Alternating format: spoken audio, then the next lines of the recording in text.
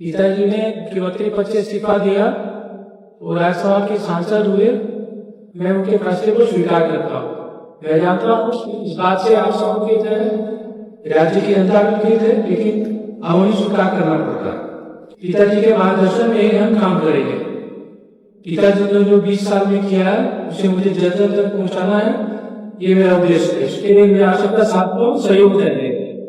मेरी पिताजी के जो अधूरे सपने रहे हैं उन्हें पूरा करना मेरा उद्देश्य है। पार्टी गठबंधन को मजबूत करना मेरी प्राथमिकता होगी। पिताजी ने शिक्षा हो, स्वास्थ्य हो, रोजगार हो, महिला सशक्तिकरण हो, जीविका हो, जल जीवन हरियाली अभियान हो, चाहे वो अल्पसंख्यक हो, अति पिछड़ा हो, महादलित हो, महिला विवाह के लिए काम किया। सर्वप्रथम 24 नवंबर 2005 को मेरे पिताजी के नेतृत्व में एनडीए की पहली बार सरकार थी। सबसे पहले हमने कानून के संधारण को बनाए रखना, विधि व्यवस्था को बनाए रखना, हमने सब कुछ प्राथमिकता दी। पहले डर का, भय का वातावरण था। लोग घर से शाम के बाद निकलते नहीं थे।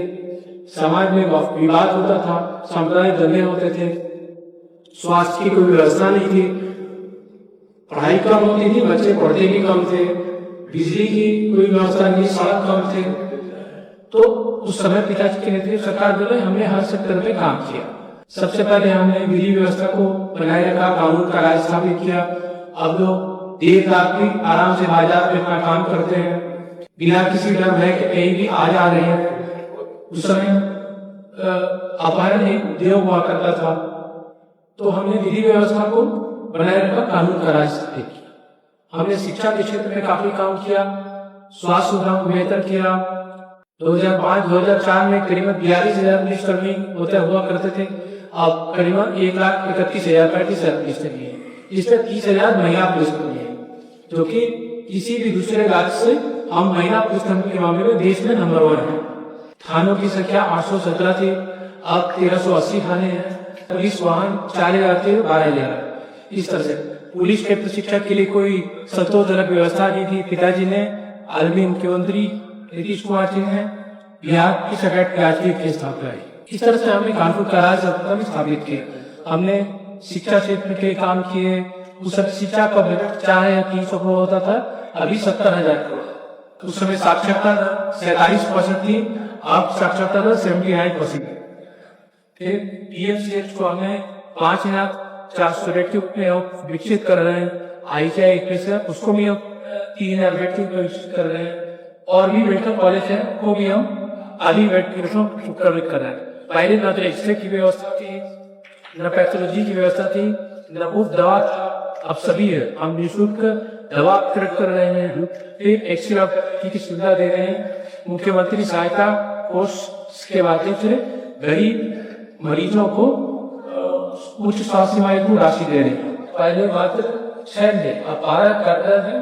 इस साल 6 बढ़ जाएंगे और 21 निर्माणा नहीं है, और 9 निजी मेडिकल कॉलेज कार्यरत थे टीचर।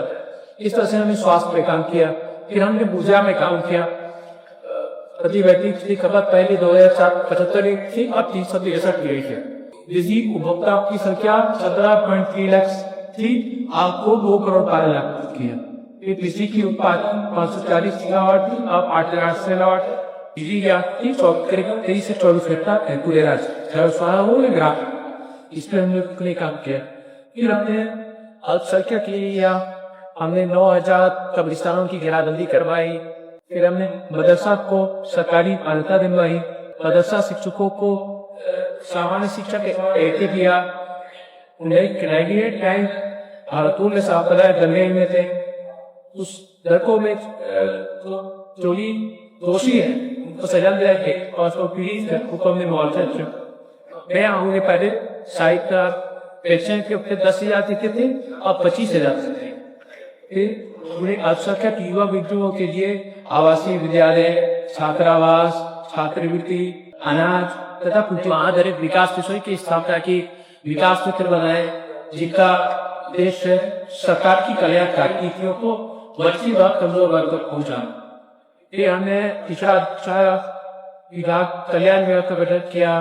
फिर हमने मुख्यमंत्री लघु उद्यमी योजना चलाई।